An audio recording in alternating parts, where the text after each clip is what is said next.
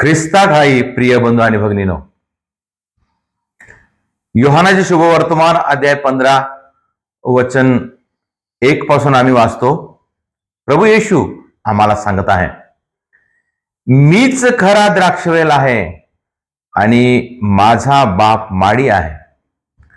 माझ्यातील फळ न देणारा प्रत्येक फाटा तो काढून टाकतो आणि फळ देणाऱ्या फाट्याला अधिक फळ यावे म्हणून तो त्या प्रत्येकाला साफसूफ करतो. म्हणजे येशूने एक उत्तम उदाहरण दिलेलं आहे आम्हाला. द्राक्षवेल आणि फाटे. येशूने आम्हाला देवाचं प्रेम आणि स्वर्गराज्याच्या महत्वाच्या गोष्टी सांगण्यासाठी पुष्कळशा सर्वसाधारण गोष्टीचा उपयोग करून, दाखले सांगून, उदाहरण देऊन आम्हाला स्वर्गराज्याच्या सर्व गोष्टी सोप्या करून दिलेल्या आहेत. देवाचं आणि आमचं नातं, प्रभू येशूचं आणि आमचं नातं कशा प्रकारे आम्ही टिकवून ठेवावं, कसं जुडून राहावं आणि त्याच्यातून आमच्या स्वभावातून उत्पन्न होणारं फळ त्याचे आम्ही चांगल्या प्रकारे उत्पन्न करावं, फळ उत्पन्न करावं, याच्यासाठी प्रभूनं पुष्कळसे असे उदाहरण दिलेलं आहे. आणि त्याच्यापैकी एक हा प्रभू येशू म्हणत आहे, माझा बाप माळी आहे. अशा प्रकारे मीच खरा द्राक्षवेल आहे आणि माझा बाप माळी आहे. द्राक्षवेल आणि माळी. आणि त्यांनी काय म्हटलेलं आहे, माझ्यातील फळ न देणारा प्रत्येक फाटा. म्हणजे फाटे कोण आहेत? बघ, फाटे आम्ही सर्व फाटे आहोत. आणि मग त्याच्यामध्ये 2 प्रकारचे फाटे सांगितलेले आहेत. 2 प्रकारचे फाटे. देवबाप माळी, प्रभू येशू वेल आणि आम्ही सर्व त्याचे फाटे. आणि 2 प्रकारचे फाटे सांगितलेले आहेत. कोणते 2 प्रकारचे फाटे आहेत? एक, फळ न देणारा फाटा. फळ न देणारा फाटा. फळ न देणारा फाटा. त्याच्यामध्ये वेलामध्ये पुष्कळसे असे फाटे राहतात. आम्ही पाहतो, झाडं वगैरे आपण लावतो, त्याच्यापैकी काही फांद्या भरपूर फळ उत्पन्न करतात, काही फांद्या त्याला फळ येत नाही. मग काय करतो माळी? तो फांद्या तो साफसूफ करतो, तो तोडून टाकतो. फळ न देणाऱ्या फांद्या, त्याची काय हालत होते? त्याला कापून टाकण्यात येते, फेकून देण्यात येते, जाळून टाकण्यात. आणि मग फळ देणाऱ्या फाटा, फळ देणाऱ्या फाट्याला साफसूफ करून त्याला चांगल्या प्रकारे खत पाणी देऊन त्याला फळ देण्यासाठी मदत केली जाते. प्रियजन हो, हे 2 प्रकारचे फाटे आम्हाला सांगत आहेत. आणि ह्या 2 प्रकारच्या फाटे, एक फाटा आहे फळ न देणारा, दुसरा फाटा आहे फळ देणारा.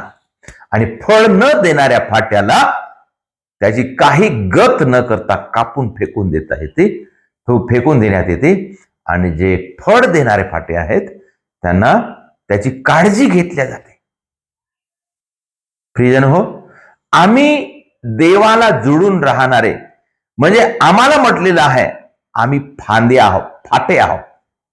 मग आपण विचार करूया की आम्ही कोणत्या प्रकारचा फांदा आहोत. मी कोणत्या प्रकारचा फांदा आहोत, कोणत्या प्रकारचा फाटा आहोत? फळ देणाऱ्या पैकी आहो किंवा फळ न देणाऱ्यापैकी आहो? मग जर फळ देणाऱ्यापैकी मी फांदा आहो, तर मी काय फळ देत आहोत? आणि जर फळ देणारा न देणारा जर असेल, तर मग मला तर काढून फेकून देण्यात येईल. म्हणजे काय? शेवटच्या दिवशी अग्नीमध्ये टाकण्यात येईल. म्हणून आम्हाला ह्या वेळेस आम्हाला विचार करण्यासाठी संधी देत आहे. आम्ही विचार करावं की आम्ही फळ देणाऱ्यापैकी आहोत किंवा फळ न देणाऱ्यापैकी आहोत. आपण विचार केल्यानंतर जर आम्हाला मनामध्ये येते, लक्षात येते किंवा आम्हाला समजते की खरोखर मी आजपर्यंत जे जीवन जगलो त्याच्यापासून मला असं वाटतं का मी फळ न देणाऱ्या फांद्यासारखा आहो. तर मग आपण काय केलं पाहिजे? आपण पुन्हा विचार करून स्वतःला प्रभूच्या चरणाशी ठेवून आपण प्रभूशी जुळण्याचा प्रयत्न केला पाहिजे. प्रभूशी जुळण्याचा अशा प्रकारचे पुष्कळसे आमच्या जीवनामध्ये अनुभव आहेत, किंवा आमच्या जीवनामध्ये अनुभव येते की आम्ही कधी कधी असं वाटते का मी खरोखर प्रभूशी जुळलेला नाही आहो, प्रभूशी जुळलेला नाही आहो, मी प्रभूशी प्रार्थना करत नाही आहो, माझे जे जीवनातले कर्तव्य आहेत ते पूर्ण करत नाही आहो.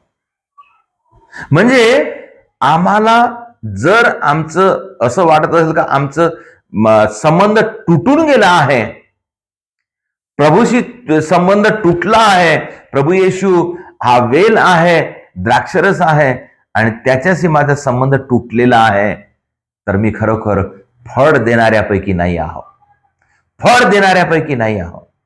जर मग मला फळ द्यायचं असेल तर मला येशूशी जुळलं पाहिजे, येशूशी जुळलं पाहिजे. आम्ही कधी कधी असं विचार करतो की मी जुळलेला आहो, परंतु वास्तविकपणे जीवनाकडे आपण लक्ष दिलं तर पुष्कळ गोष्टीद्वारे आम्हाला समजते की मी जुळलेला नाही आहो. आम्ही आमच्या प्रार्थनाकडे लक्षात दिलं तर आम्ही कितीतरी दिवसापासून आम्ही प्रार्थना केलेली नाही आहे. आमच्या पूजा बलिदानाकडे आपण पाहिलं तर मी आजपर्यंत चांगल्या प्रकारे पूजा बलिदान केलेली नाही आहे.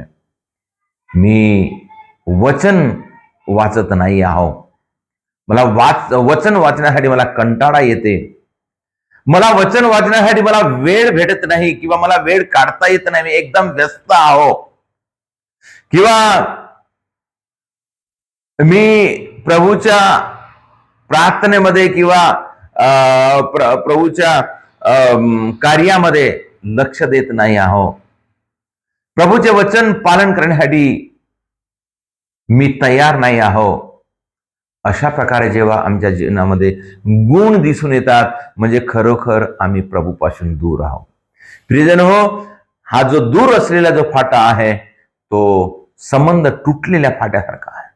म्हणून आम्हाला प्रभू सांगत आहे की आपण संबंध फळ न देणारा फाटा नाही तर फळ देणारा फाटा बनाव. आणि प्रभू येशू नेहमी आम्हाला स्वीकार करण्यासाठी तयार आहे.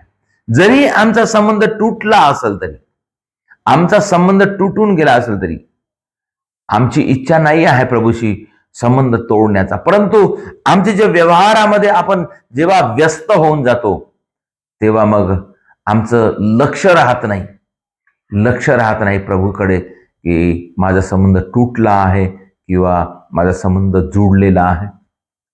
तर मग हे तुटलेला संबंध आम्हाला जुळता येते.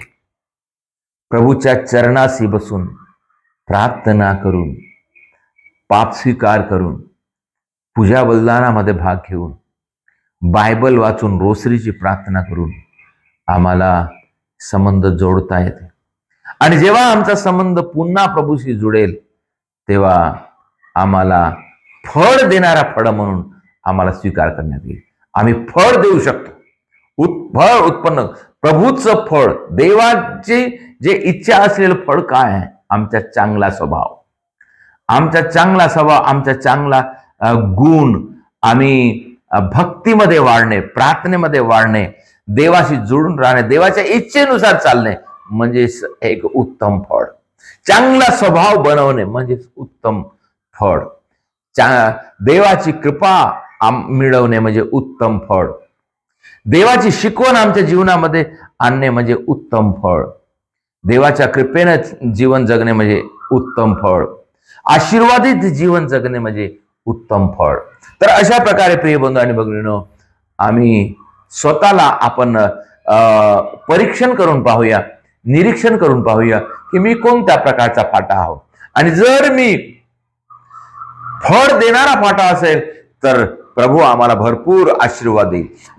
परंतु मग मी जर फळ न देणारा फाटा असेल तर आम्ही आमचा संबंध प्रभूशी जुळण्याचा आपण प्रयत्न करूया.